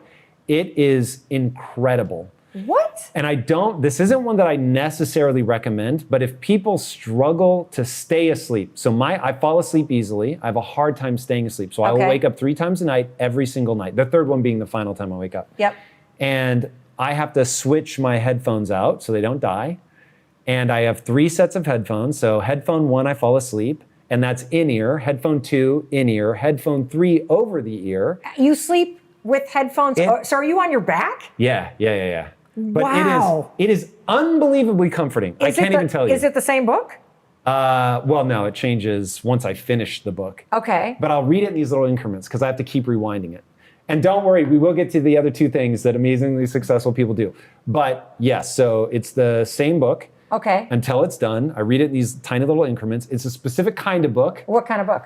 It has to be a book like, if you ever read like a biography of Lincoln, which happens to be what I'm reading now, and they'll spend like 17 pages on what the grass was like in his front yard. And so it's like, you don't have to like really scrutinize every sentence. You can sort of drift in and out.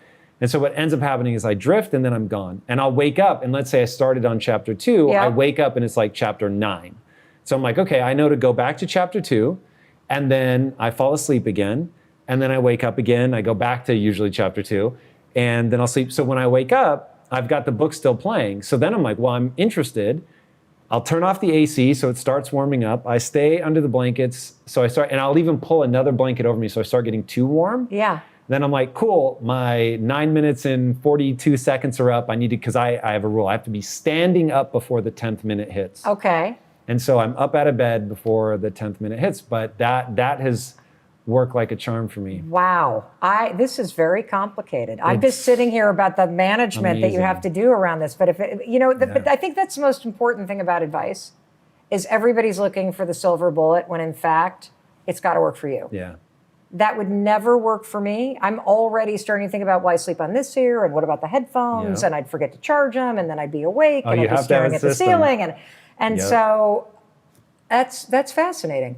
One of the things that I also got from what you were saying is that because of the cortisol, like flying through my system, and because I am somebody that has had a very dysregulated nervous system, meaning I have sort of lived life with the accelerator on edge, that when I would wake up and I would feel that wave of like being on edge, it had a very weird effect of not motivating me to get out of bed, but pinning me there. And ironically, intellectually, I know, and this is one of the reasons why it's important to get up, because if you can get up, you can start moving. And if you start moving, you can keep moving. And as you move, the chemistry changes and your mood shifts. And within 5 minutes, you feel different, even if it's just like a little incremental bit of difference. Even though I know that, the feeling in the body was so heavy that I thought I'll just lay here and hopefully it'll go away, and it just gets worse. And that's why I asked you what you do in those 10 minutes, because one of the reasons why I say get out of bed is because most people reach for their phone. And most people win the battle for success, for dreams, for mental health, for happiness, for confidence in the first 30 seconds of being awake, because they reach for the phone and they immediately direct their attention at other people's lives. Yeah. And so that's why crazy, I man. say, I know nobody will, when I tell people, don't look at your phone, leave your phone out of their hand, and everyone's like, and then they go and do it. But if you just get out of bed immediately, you got a fighting chance to be awake enough to not do that. Yeah. And so I think most people, if they're struggling with being successful or happy or whatever, I guarantee you, you give your attention to social media or your phone before you've done the second thing. And so now we're on to the second thing, which is set a freaking intention for the day. Set a mark for what's one thing that matters to you. What is the one thing that you're going to make progress on today? And that one thing could be how you're going to show up with your family. It could be, today I'm getting to that gym, or it could be some project at work that you're going to move the needle on, or it could be some habit that you've learned on Impact Theory, that today is the day I'm going to do that thing that I learned from Tom, and you're going to do it. And it's so important for you to direct your mind that this matters to me, because your mind is paying attention. And if you set a little habit in place, and successful people do this, you have something that matters to you. Because the other thing about successful people is we're all fucking busy, and we have a million things going on. And the second that we look at our phone, or we walk through the front door of our business, or we step into the kitchen, other people will now need you. And you will most likely spend the rest of your day, unless you have a huge staff and you've got amazing boundaries and you've got a lot of white space in your calendar, and that is not me, you will spend the rest of your day, Tom, reacting to everybody else's stuff. Yep. And so if you can get into the habit of going, today, the most important thing for me to make progress on is X, you have directed to your mind that this thing matters. Now, if you can actually inch it forward before you look at your phone, before you start your workday, before you start responding to everybody else, you will start to develop a superpower, because you will see yourself prioritizing what matters to you. And that's critical. So for anybody with a side hustle, do not be working on that thing just at night when you get home. Your dreams, your business, it deserves the first 10 minutes of the morning.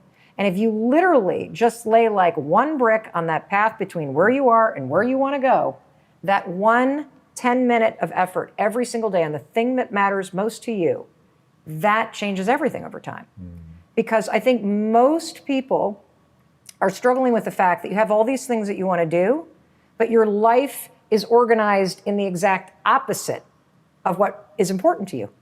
That you've let everybody else dictate how you spend your time. You've let everybody else kind of take over your day, and you haven't done the basics of waking up, get moving, think about what matters to you, and if you can, just inch it forward. You know, there's even research about this. I know you've talked about this too, the progress principle, which they've studied extensively at Harvard Business School, that when they look at very successful people and they ask them, okay, you know, what makes for a fulfilling week? And they were specific to work, but I think this applies more generally. What made for a fulfilling week for most people that are successful is I made progress on something that matters to me. Yep. I felt a sense of control and progress over the things that I care about. And so if you really are someone, and this used to be me for sure, where you feel like you're last on the list, you never have time to get to what's important, that everybody else's needs come first, that years keep going by and you're not seeing yourself make the changes that you want to make, or not make the money you want to make, or not launch that business or start that thing, take a look at the first 3 or 4 things you do in the morning and see where you put your attention, because I guarantee you, it is not aligned with what you actually care about. And so if you can grab that back, you can do the third thing. And the third thing for me is, it's sort of this combination, I call it aligned action.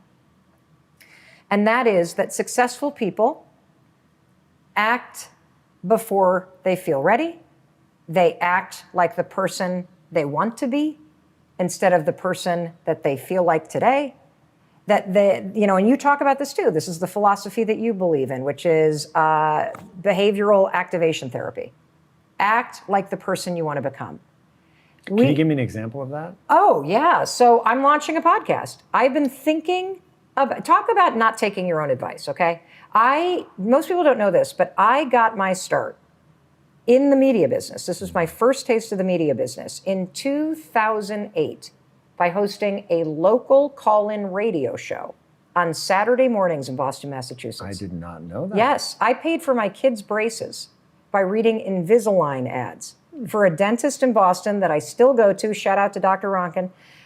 He did not pay me to say that. That was a long time ago. And I loved that show, Tom. I freaking loved it. Why did I have a radio show? I'll tell you why. Because for those of you that have seen my first appearance here with Tom, this was the period in my life where Chris's restaurant was going off the rails. We were nearly $1 million in debt. There were liens on our house. I had lost my job. I needed money. That's why I had that job. It paid $25 an hour for 2 hours every Saturday. And I felt like the world's worst mom because every other parent was at town soccer. Somebody else, thank you to the Graces for driving our kids. They were taking our kids to soccer for us while I could go host this radio show, and Chris was doing whatever he could to save the business. That show was a lifeline. I would talk to real people every single day. It made me feel connected to people. It gave me a sense of purpose. I loved the intimacy of it. And so and that show eventually grew and it became syndicated. And then I won something called the Gracie Award for my coverage of Trayvon's murder. Whoa. And that got CNN's attention. And they called me and said, hey, we would love to have you be a legal analyst here.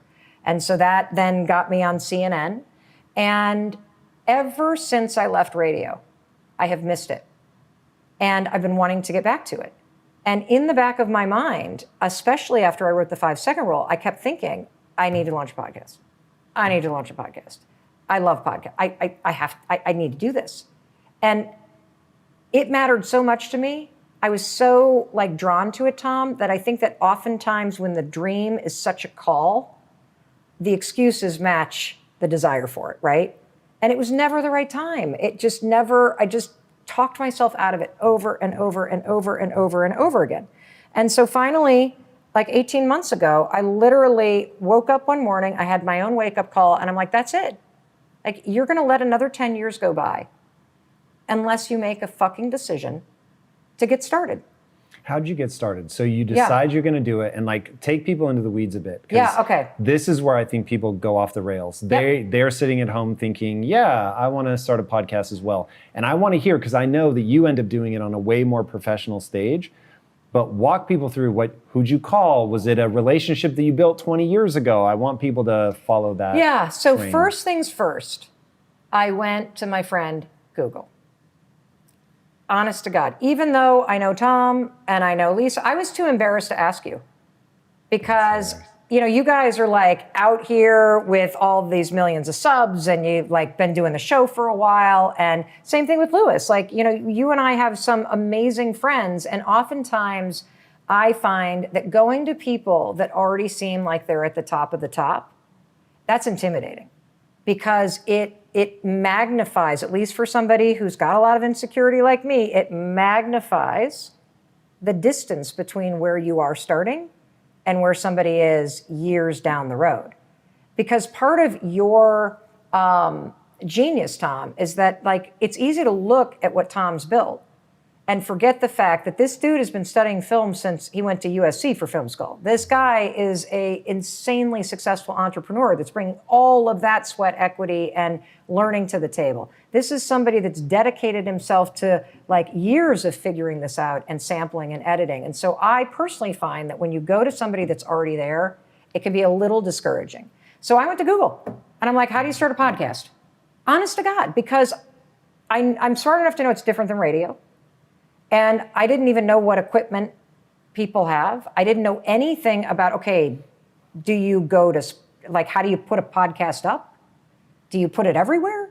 I don't know. Like, is there a form that you put the title on and the captions, and then do you send it somewhere? Like, I know how to upload a video to YouTube. I know how to, but I don't know anything about this market. And so I went to Google. You're going to laugh at me, but I bought a course about podcasting. Not laughing at all. Smart. I studied a bunch of videos about the type of equipment that people bought. I then just started stalking people that are doing it. And I started to say to myself, okay, what does somebody that already has a podcast, what do they do that I'm not currently doing? And so the first step is obviously learn about it. Identify a group of people that serve as what I call your lights on the path. And so lights on the path are people that are anywhere from 1 step ahead of you to 10 years ahead of you. And these are all people that can guide you forward if you study what they did. And most of them, by the way, we live in the most magical period of time. You have no fucking excuse for not walking toward what you want. I realize it may be harder for some of us with mental health issues. I realize that not everybody starts at the same starting line because of bias and all kinds of things that can happen to people. But the bottom line is, through your actions and attitude, you can create anything you fucking want. And look, I'm sitting here saying I've been wanting to do a podcast for 8 years, and for 6 years, I was nothing but excuses for why I couldn't get started. And then finally, I'm like, fuck it, I got to start. And so you start by Google the topic. Number 1. Become a student of what you want to be first. That's the mindset. What can I learn? What are people doing that is calling to me? What are people doing that I don't like? And so as I started being a student of this, really important, that's why I say Google. Google is a search engine. Become a student of what you want to learn about or launch in your life. And there's a bazillion books, there's master classes, there's free videos, there's workshops. And what's so cool, people like Tom are unpacking this shit for you with people. And so you can also hear people's stories. And so I probably just immersed myself in it, Tom. And I'd say the first person that I called was Rich Roll. And Rich Roll is a really good friend of mine. And amazing human. Amazing human being. And he was really cute. I called and said, okay, I'm going to do this thing. What would you tell me, knowing everything you know, having been doing the podcast for 7 years? And, you know, interesting about Rich, that guy is an artist, incredible storyteller, amazing story, you know, personal story. His hands are in every aspect of that podcast. Like, that is Rich's gift to the world. And what he said to me is, he said, turn on a mic. It's good advice. Turn on a mic. Start recording shit. But I'm not ready.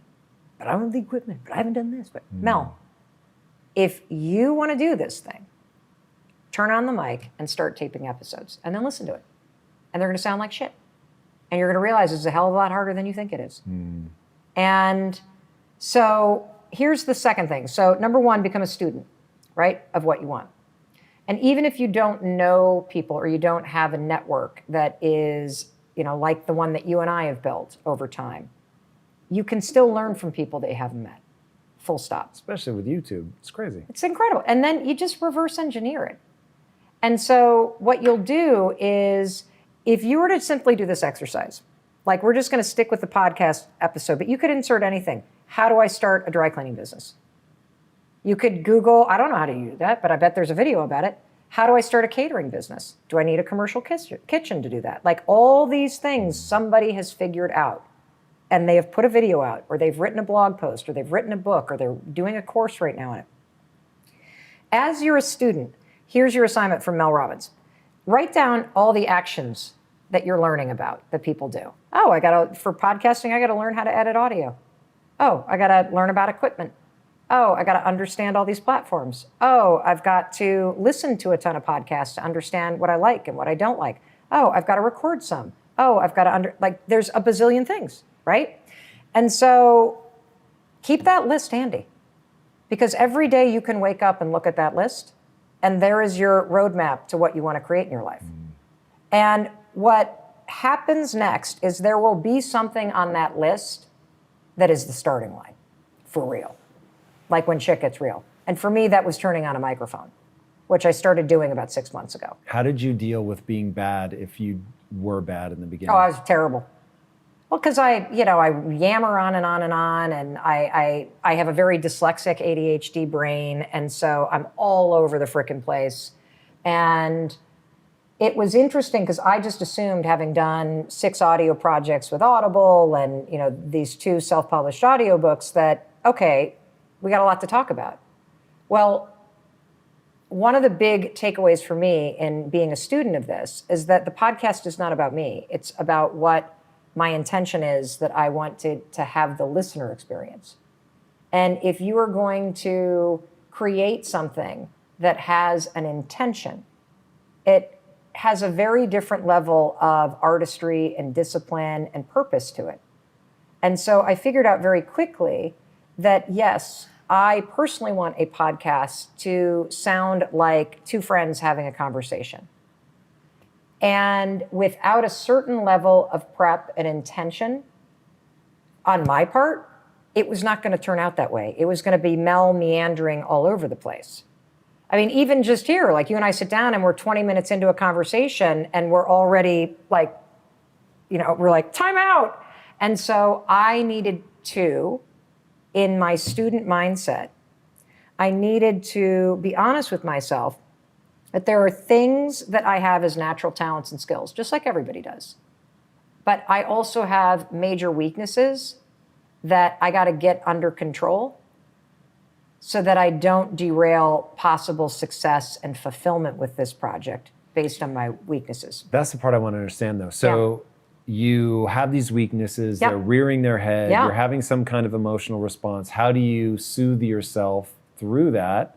Is it just a belief that, hey, I can learn, I'll get to the other side, that the sort of awkwardness is a natural part of the progression? Or what do you do to keep that emotional demon from consuming you? It's an excellent question. It brings us to number 3, right? Because we've talked about get up, we've talked about set an intention, we've talked about aligned action. And part of aligned action is about your attitude. So I think I am proud of this unwavering faith and optimism that I have programmed into my noggin over the past several years. That I believe that whatever it is that I'm doing is leading me somewhere else. That every experience, especially like the shitty stuff that you can... The universe is guiding me somewhere kind of way? No, I just feel like, so it could be mystical and spiritual, but for me, it's more of an internal grounded faith. And, I think you and I talked about this, but I had this kind of, wake up call moment where I realized, oh my God, you and I are sitting here today, Tom. And if you and I look back at our lives, you can see how everything that happened led you right here. And that even the hardest moments had a deep purpose in shaping who you are, your skills, your expertise, your heart, your soul, your habits, your perspective, and knowing that that's always been true. And do you believe that that's true? That everything that's happened to you has somehow prepared you for what's happening now? I don't believe that it's prepared me. I think that it shapes you for sure. I think most people live by the law of accident, though, and I'm terrified to live by the law of accident. What is the law of accident? That things happen and I just go with them. So I don't believe in that. I don't think everything happens so one of my favorite quotes, everything happens for a reason, but sometimes the reason is that you're dumb and unprepared or whatever. And it's you're like, stupid. Yeah, you make dumb decisions and that I will agree with. Yes. But I think that we make meaning and purpose out of things. I don't think they intrinsically have meaning and purpose. So I think that I think the second law of thermodynamics is true, that everything leads towards entropy, aka chaos. And the only way to get it back on track is what you're walking us through, which is you inject energy back into the system. And so this idea of aligned action makes a lot of sense to me. You have to figure out, okay, I got out of bed, I set my intention, and now I'm going to do things that align with my intention. Yes. But that's going to be hard. There are going to be things that are knocking me off course. Yes. So it's interesting that you have a deep faith that I guess that you've made sense of everything. No, let me see if I can explain it this way. I know, I guess it makes me feel grounded, confident, and assured that all the shit that's happened back there, stuff I would not want to repeat, but if it brought me to here, I would, that it has shaped me, prepared me, it has had a purpose. Do you think things sometimes shape you for the worse, though? I think things shape you for the worse until you get the lesson or the wake-up call or the frustrated kind of rock bottom moment.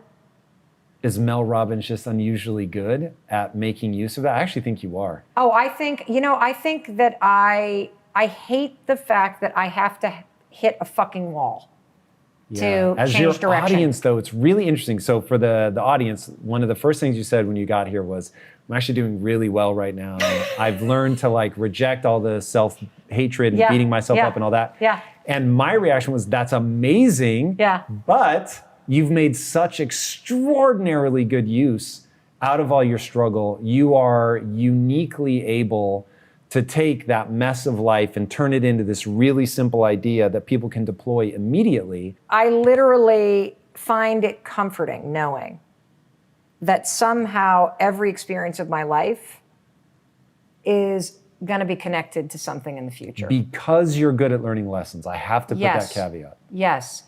And when I believe that the shit that's going on is going to somehow connect to something in the future, it allows me to be more resilient. It allows me to be a little bit more, is it objective? Yeah, objective when things are going wrong or when I'm in a really low point or when I listen to my first couple episodes that I record. Okay, Rich Roll, I'm going to do a podcast episode now. And I listen, I'm like, holy shit, this sucks. And I just took on an advertising part. This really sucks. I got a lot of work to do. I go, yeah. And thank God you had that call with Rich. And thank God you're listening to it. Because you're right, Mel.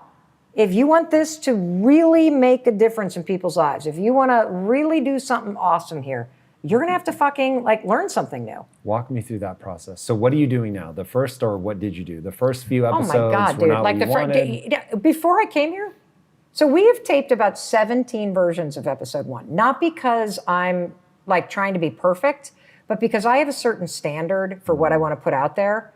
And I literally, as we've gotten closer and closer and closer and closer and closer to launch, I just knew that what we had put out was not what I was supposed to put out. And I kept standing though, not in a place we're fucked. We're literally launching 4 days from this interview, Tom.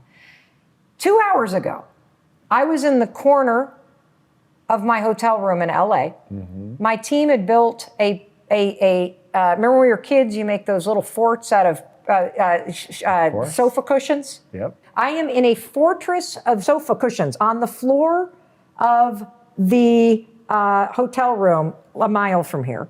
Hey, it's Mel. Thank you so much for being here. If you enjoyed that video, by God, please subscribe because I don't want you to miss a thing. Thank you so much for being here. We've got so much amazing stuff coming. Thank you so much for sending this stuff to your friends and your family. I love you. We create these videos for you. So make sure you subscribe. Mwah.